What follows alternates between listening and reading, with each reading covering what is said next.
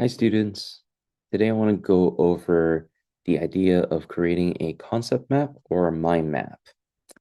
So in this class, solid mechanics, we will be going over quite a bit of diverse topics. And one of the proven ways to study for advanced classes with complex reasoning is through active recall and concept mapping. So let's get into concept mapping. What is it? The idea is that you are writing down topics about the class and try to connect them into a uh, flowchart that is highly nonlinear. And you're trying to form as much connections between different topics as you can. And the key word here is nonlinear and connections. Let me just get started. So many of you have taken statics or its equivalent in the past. And in statics, let me just write it here.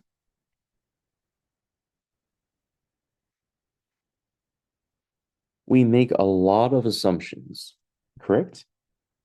First is we have rigid bodies. So that means the body does not deform. And in solid mechanics, we don't usually make these assumptions. And if we do, they're for very niche cases where they're helping to define um, another body under deformation and is to make things simpler.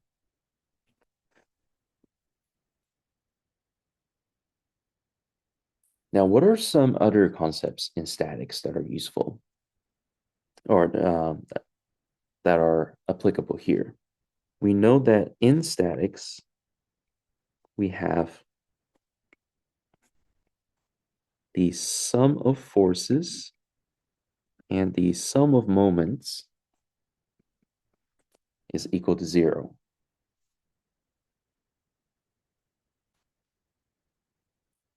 And these sum of forces and sum of moments are due to external forces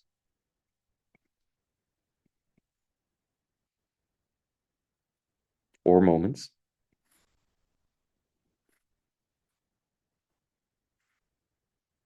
or they can be caused by reactions. And I'm just drawing little symbols here and there to help us remember what they mean.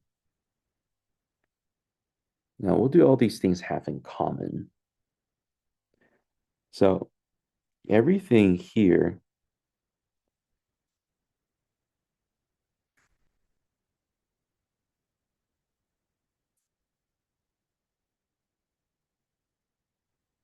requires us to define a force balance.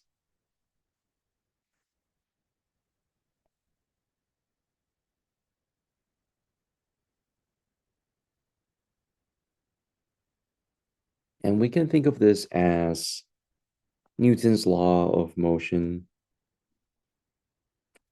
such as Newton's second law,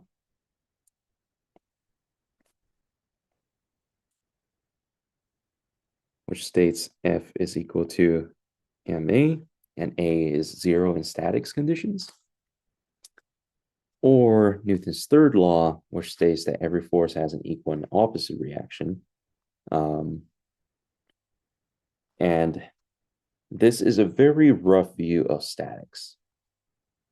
Now, I know I mentioned we should be focusing on solid mechanics, but there's a reason I want to point this out. Yeah, I want to connect the idea that force balance is in everything we do in this class as well. Because everything here so far in green are the staticky area, right? And if you noticed, The forces, whether if it's external force or the reaction, are all from external loads or a result of it. There's nothing about what's happening inside the object yet. But in solid mechanics, that's what we actually focus on.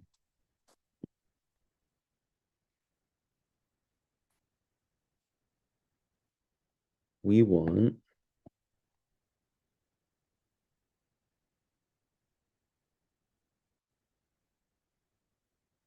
the internal stuff.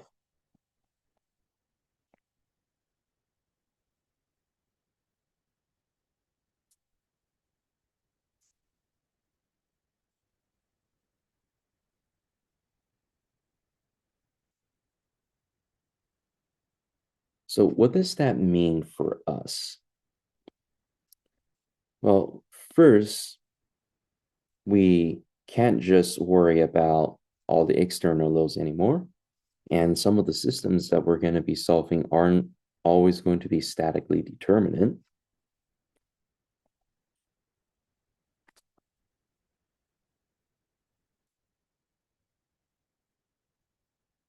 So one thing we care about are the internal forces.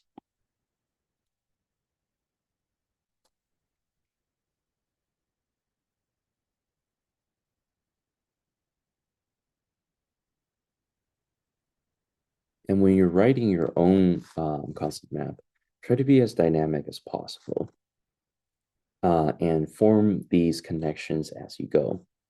And this isn't a one and done deal for concept maps.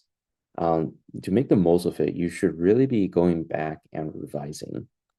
And because you're learning this topic for the first time, sometimes you have to let it sit and think about it for a while. Being the teaching assistant for this class, I'm pretty familiar with the concepts already. And also for the sake of demonstration, I'm speeding everything up. But ideally, this should be a process that takes you a few days here and there.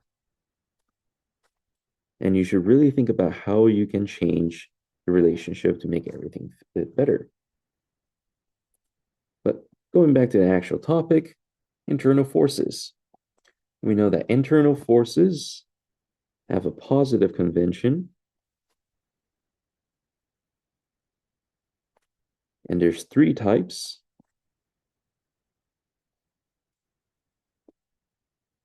Shear, bending, and normal.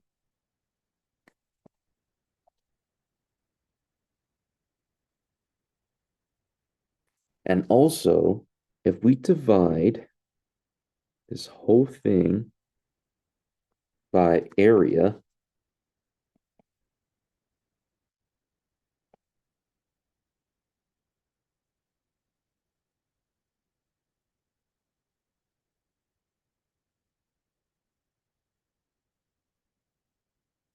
we can actually get stresses.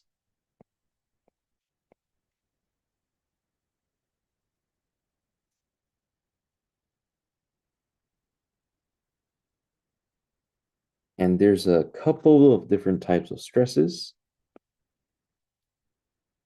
Well, just two, actually.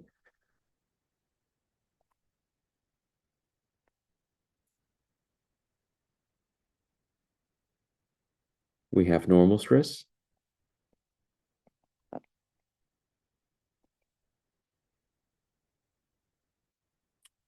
which is defined as the normal force of, well, the normal internal force divided by the area. And of course, we have shear stresses,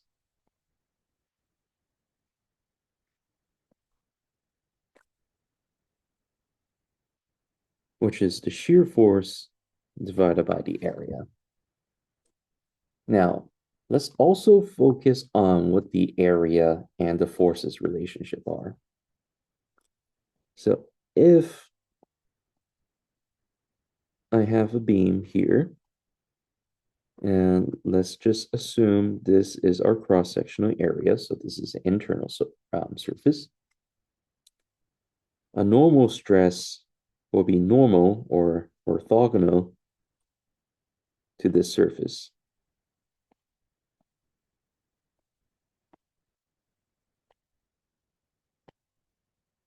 And this can be in tension or compression. For shear stresses, some students find a little less intuitive. Oops.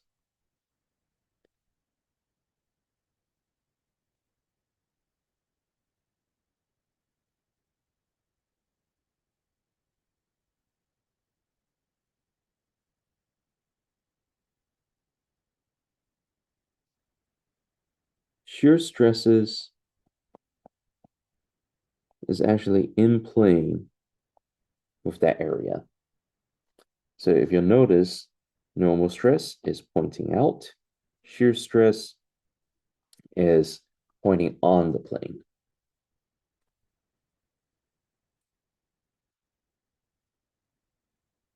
And before I move on to stress-strain relationship, one thing I want to know about solid mechanics is we're studying the inside of the material, right?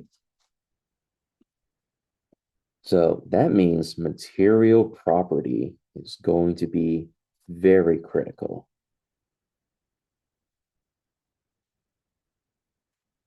In fact, let me try to draw this biggest line I can.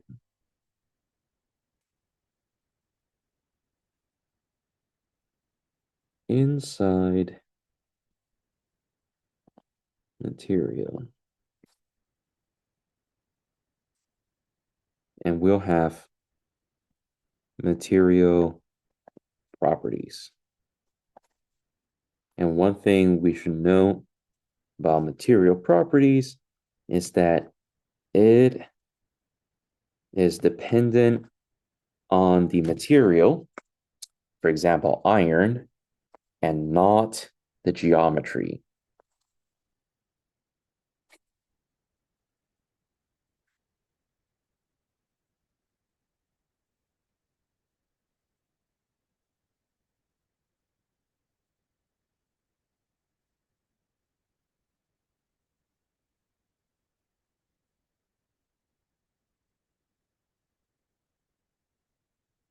And there's plenty of material properties out there.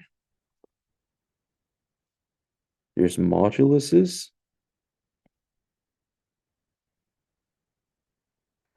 There's Poisson's ratio.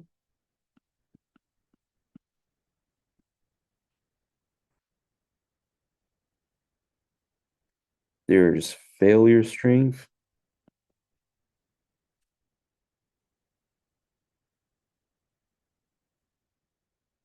There's conductivity. And the list goes on and on.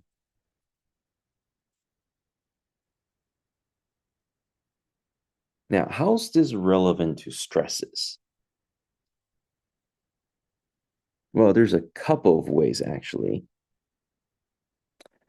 And one thing that is important is to define the stress strain relationship.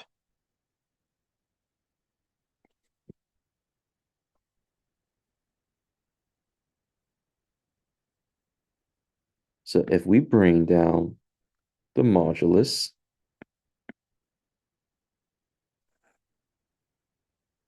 to our stresses, we will get Hooke's law. Strain is defined as the change in length over the original length for normal strain. And for shear strain, we have the change in distance over the original. And what might that look like? One will be this guy being stretched out. There will be a change in length. And for this guy, a cube might be experiencing shear, and that forms it a diamond shape.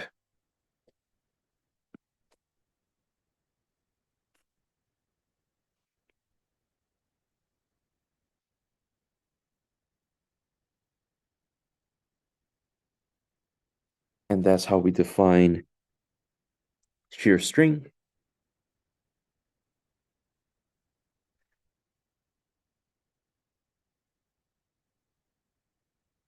At the end of the day, we will have normal stress is equal to the Young's modulus times strain.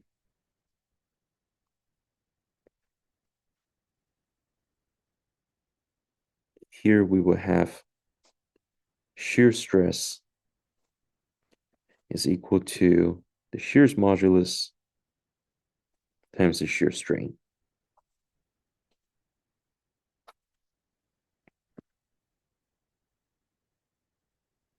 And for those of you unfamiliar with Hooke's law, you should be familiar with a spring being extended by a force.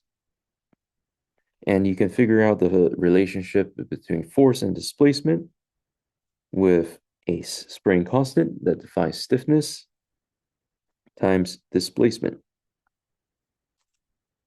You'll notice that K in a spring is analogous to E and G in the material property. E is literally defined as the stiffness of a material.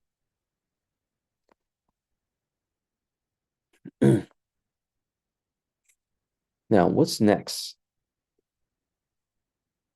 Sometimes we care more about how a material might deform.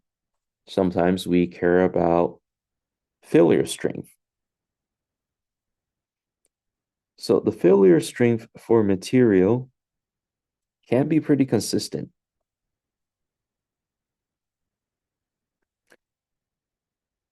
And we can actually define something called the factor of safety by looking at the failure strength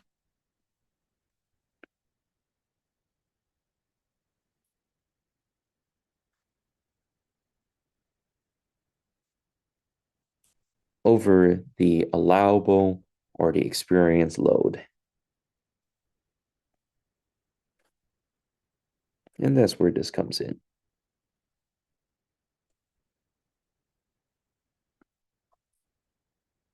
And the failure strength of a material, well, the factor of safety when you're designing something should always be greater than 1. It can equal to 1, but that just means if you make something equal to 1, the slightest change or increase in the low condition will cause it to fail, like a light breeze or something. So as engineers, we will always design stuff with a factor of safety in mind. All right. So all of these are definitely a lot of theory so far. What if we try to apply them into actual application? For example, bearing stress. And let me just use blue here.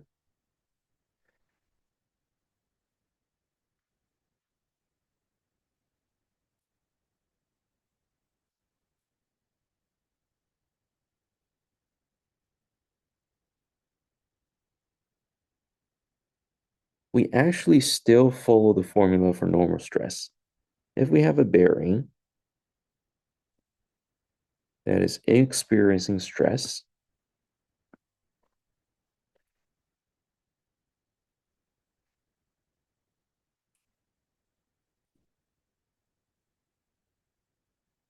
we actually know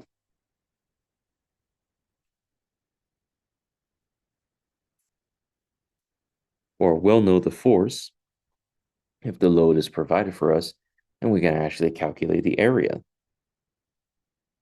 And the area for a bearing will be the cross section.